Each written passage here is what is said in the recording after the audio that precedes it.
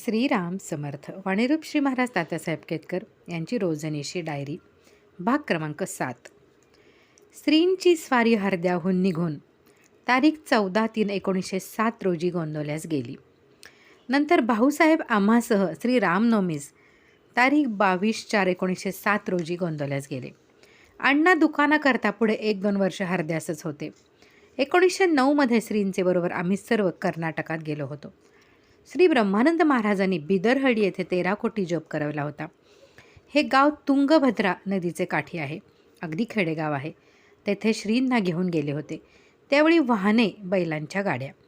श्रींच्या परिवारात 100 गाडी लागत होती. तेथे उत्सव फार अप्रतिम झाला. श्री ब्रह्मानंद महाराजांनी श्रींच्या बरोबर असलेल्या मंडळींची व्यवस्था इतक्या उत्तम तऱ्हेने ठेवली होती की तशी आपले हातून होणेच शक्य नाही. श्रींचा मुक्काम तेथे 3-4 दिवस होता. निघण्याची घाई केली. श्री ब्रह्मानंदांनी श्री महाराजांनी तेथे आणखी काही दिवस राहावे म्हणून सर्व प्रकारे प्रयत्नांची शिकस्त केली. पण श्रींनी सर्वांचे समाधान करून गदग मार्गे व्यंकटपुरात जाऊन परत गोंदवल्यास आले. सन 1909 श्रींच्या बरोबर आम्ही श्री व्यंकटापुरास गेलो. त्यावेळी देऊळ अगदी लहान, म्हणजे एक घुमटीच होती. वाकून आत जावे लागे. अंधार होता. श्री देवळात बसले. हातात मेणबत्ती होती. तिचे उजेडात श्री व्यंकोबाची मूर्ती दाखवित होते. त्यावेळी मूर्तीवर डोळे, नाक, तोंड वगैरे नुसत्या रेषा होत्या. आज पाहिले तर पूर्वी पाहिलेली हीच मूर्ती होती काय अशी शंका येईल. आज सर्व मूर्ती ठळकपणे दिसत आहे. श्रींच्या आज्ञेवरून श्री ब्रह्मानंद महाराजांनी काही लाख रुपये खर्च करून आजचे टोलेजंग मंदिर बनवले आहे.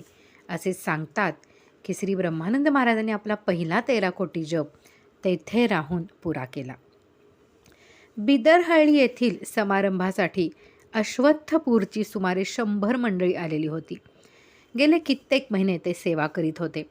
श्री ब्रह्मानंद महाराजांनी श्रींच्या हस्ते त्यांना बरीचशी रक्कम देण्याचे काढले, पण ती मंडळी घेईनात. श्रींनी त्यांना जवळ बोलावून विचारले. ते आनंदाने देत आहेत. तुमचे कार्याचे मनाने कमी आहे, पण प्रसाद म्हणून घ्यावे. ती मंडळी कबूल होईनात. त्याऐवजी श्रींच्याजवळ त्यांनी प्रार्थना केली की आमचे गावाला अश्वत्थपूर, साऊथ कॅनरा जिल्हा, श्री रामरायाची स्थापना आपण येऊन करावी. श्री बरे आहे म्हणाले. श्री ब्रह्मानंद महाराज तेथे उभे होते. पण माझे तुम्ही सर्वांनी ऐकावे असे श्री म्हणाले. सर्वांनी कबूल केले. श्री म्हणाले, माझे वय झाले असून मला प्रवास सोसत नाही. तरी श्री ब्रह्मानंद बुवांनी तेथे जाऊन श्री रामरायाची स्थापना करावी व नंतर तेथे 13 कोटी जप करावा. त्याचे सांगते करता मी स्वतः येईन. सर्वांनी ते कबूल केले. श्री ब्रह्मानंद महाराजांनी तेथे जाऊन श्री रामरायाची स्थापना केली. 13 कोटी जपाला सुरुवात झाली. पण तो संपण्याचे वेळी श्री महाराज व श्री ब्रह्मानंदांनी अवतार संपवले होते. तेथील लोकांनी विचार केला की श्रींनी जपाचे समाप्तीस येण्याचे कबूल केले आहे. ते येईपर्यंत समाप्ती करावयाची नाही. त्याची सांगता श्रींच्या दुसऱ्या अवतारात सन 1929 झाली व सर्वांचे समाधानही झाले. ते मंदिर फार भव्य व सुंदर आहे. आजूबाजूला जागा भरपूर असून तेथील उपासना उत्तम प्रकारे आजमितीस चालू आहे. देवास उत्पन्नही चांगले आहे. त्या गावची मंडळी दूरवर उद्योगधंद्यासाठी आहेत, पण बरेच वेळ आपले गावात जाऊन श्री रामरायाचे दर्शन घेत असतात. कर्नाटकातून परत बेट्टीगिरीस आल्यावर श्री महाराजांनी भाऊसाहेबांना विचारले, पैसे किती जमले आहेत? त्यांनी चौकशी करून 2,500-3 हजार रुपये आहेत असे सांगितले. त्यावर श्री म्हणाले की यापैकी 1 पैसाही गोंदवल्यास न्यावयाचा नाही. विलायती साखर खाणे बरे नाही म्हणतात, तरी आपले लोकांकरता साखरेचा कारखाना तेथे काढावा व त्याचे करता जे सामान लागेल ते तुम्ही मुंबईत जाऊन आणावे. गदगचे बिंदू माधव उमेजगी मेकॅनिकल इंजिनियर होते. त्यांना बरोबर देऊन भाऊसाहेबांना मुंबईस पाठवले व ते साखरेचे यंत्र व दळण्याची चक्की इंजिनसह घेऊन आले. इंजिन काही दिवस चालले होते. त्याला हिशोब काहीच नव्हता. ती साखर फारच महागात पडत असली पाहिजे. एक दिवस बरेच साखरेचे डबे श्रींनी भरलेले पाहिले व म्हणाले, एक वेळ जरी ब्राह्मण खाऊन संतुष्ट झाले तरी माझे काम झाले. आणि तसेच घडले. पुढे गोंदवल्यास प्लेग सुरू झाला आणि ते इंजिन जे बंद पडले ते पुन्हा उपयोगात आणले नाही. श्रींना पैसा मातीमोल होता. माझे संबंध पाहण्यात श्रींनी स्वतःकरता उपयोग केला असे झाले नाही. असे असले तरी श्री व्यवहार उत्तम जाणत असत. दर्शनास येणारी मंडळी श्रींपुढे काहीतरी ठेवीत. ते कोणी जवळ असेल त्याच्याजवळ देत असत. एकदा मी श्रींच्याजवळ उभा होतो. त्यांनी मला काही रुपये व वर 12 आणे असे पैसे दिले. तुझे जवळ ठेवून दे असे म्हणाले. ते मी एका फडक्यात बांधून बाजूला ठेवले होते. त्याला बरेच महिने होऊन गेले. एकदा लहान राम मंदिरात बसले होते. बरीच मंडळी होती. त्यात मीही उभा होतो. इतक्यात कोणी कामकरी पैसे मागण्यास आले. इतक्या मंडळीतून मलाच त्यांनी सांगितले की 4 आणे घालून अमके रुपये घेऊन ये. मी मोजून पाहिले तो त्यांनी मागितले तेवढेच होते. मी हा मोठा चमत्कार म्हणून लिहित नाही, पण सहज आठवले म्हणून लिहिले. श्री कर्नाटकातून जाऊन आल्यावर फार दूर कोठे गेल्याचे दिसत नाही. गोंदवल्यास प्लेग सुरू झाला. आम्हा सर्वांस जवळच एका गोठ्यात राहण्यास सांगितले. बरीच मंडळी होती. त्यात भाऊसाहेब म्हणून एक फॉरेस्टमधील पेन्शनर होते. त्यांचा एकुलता एक मुलगा बापू प्लेगने लागला. गोंदवल्यास औषध काय मिळणार? श्रींचा अंगारा व तीर्थ व काहीतरी औषध चालू होते. त्यावेळी श्रींची स्वारी गिरवीस होती. गिरवी सुमारे 15-20 मैल दूर असावी. श्रींच्याकडे मनुष्य गेला. श्री संध्याकाळी घोड्यावरून आले. बापूजवळ बसले. सर्वांस धीर दिला व थोडा वेळ बापूचे कानात काहीतरी सांगत होते. जो बापू कासावीस होऊन ओरडत होता तो शांतपणाने पडून राहिला. आपणास काहीतरी जरुरीचे काम आहे. परत जाणे अगदी अवश्य आहे. मला जे काही करावयाचे आहे ते केले आहे. काळजी करू नये असे सांगून श्री पहाटेच गिरवीला गेले. त्यावेळी श्रींच्या बरोबर अण्णा व भवानराव घोड्याबरोबर आले होते.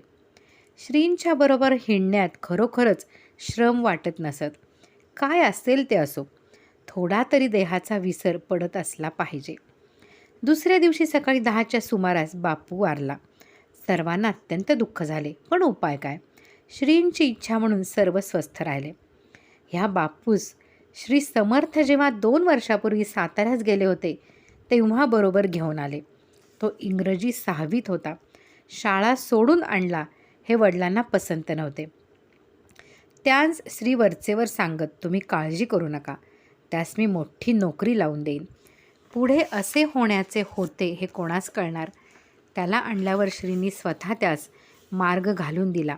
नित्यनेम वाचण्यास सांगितले, भजन व नामस्मरण करण्यास सांगितले व शेवटी त्याच्या जन्माचे कल्याणच केले. असेच एकदा आमचे सौ बाईस फार ताप येऊ लागला. काही काळ बेशुद्ध पडावयाची. सुंदराताई त्यावेळी लहान होती. ती रडत श्रींकडे जाऊन, बाई बोलत चालत नाही म्हणाली व श्रींना घेऊन आली. श्री जवळ बसले. भाऊसाहेबांस म्हणाले, जरा कठीण दिसत आहे, काय करावे? भाऊसाहेबांचे ठराविक उत्तर, आपल्या इच्छेप्रमाणे जे घडेल ते तिचे कल्याणाचेच आहे. पुन्हा सौ बाईजवळ येऊन तिचे कानात काही सांगितले व श्री परत गेले. थोड्या वेळाने सौ बाई मोठ्याने नामस्मरण करीत होती. देहाचे भान नव्हते, नामस्मरण मात्र चालू होते. बऱ्याच वेळाने श्री आले व म्हणाले, बाई आता पुरे आहे. नामस्मरण थांबले व त्या वेळेपासून तिला बरे वाटू लागले. हे लिहिण्याचे कारण की आमचे कोणाचेही बाबतीत श्रींच्या कृपेने व आशीर्वादाने आम्ही पार पडून आजचा दिवस उपभोगीत आहो. संकटे सर्व प्रकारची आली, पण त्यांचे कृपाछत्राखाली झळ मुळीच लागली नाही.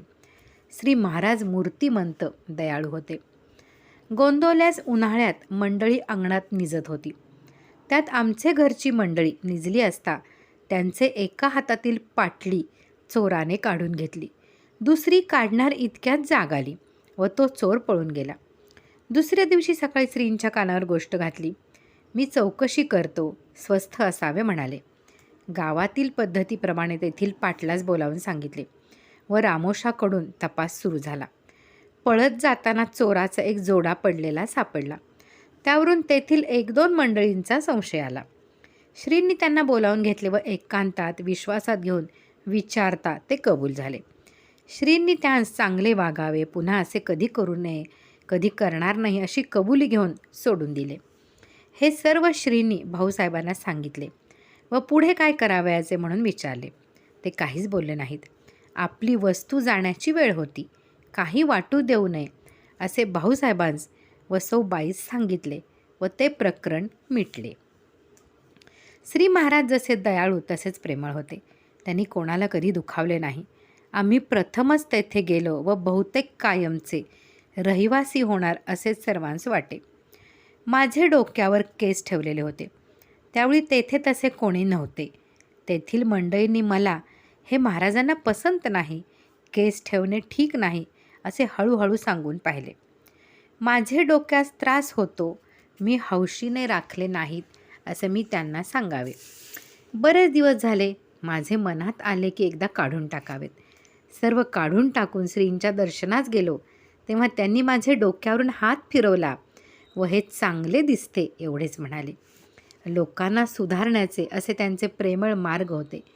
पुढे बरेच दिवस मी केस ठेवले नसावेत, पण त्यानंतर मी बाहेरगावी नोकरीनिमित्त गेलो व पुन्हा येई तेव्हा माझ्यासारखी पुष्कळच मंडळी दिसू लागली. गोंदवल्याचे श्री दत्तात्रेयाची स्थापना वैशाख शुद्ध पंचमी शके 1833 तारीख 17/5/1911 रोजी झाली. श्री शनीची स्थापना त्यानंतर झाली असावी. त्या स्थापनेला कारण असे झाले की तीर्थरूप भाऊसाहेबांस 7.5 होती. ही त्यांची 3री व श्री महाराजांसही त्यावेळी होती असे वाटते. तेव्हा श्री म्हणाले, श्री शनीचे दर्शनास दुसरीकडे कोठे जाणार, येथेच स्थापना करू. मी व बापू तेथे गोंदवल्यास रिकामेच होतो. पुष्कळशी मंडळी ही मुले पुढे काय करणार याची चौकशी करीत. भाऊसाहेबांना विचारता ते म्हणत, श्री महाराजांस विचारून त्यांनी काहीही करावे. एकदा श्री महाभागवत डॉक्टर कुर्तकोटी यांनी सांगितले की मी तात्यास व बापूस धारवाडास घेऊन जातो. तेथे माझे ओळखीचे साहेब आहेत, त्यांना खात्रीने नोकरी देतो. श्रींची परवानगी घ्यावी. एक्साईजमध्ये लावणार होते.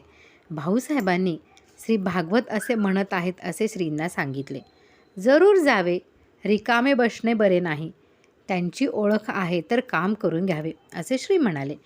त्याप्रमाणे आम्ही दोघे त्यांच्याबरोबर धारवाडास गेलो. ते एक्साईज कलेक्टरला भेटले. त्यांनी सांगितले की नुकताच सरकारी हुकूम आला आहे की कोकणस्थास नोकरी देऊ नये.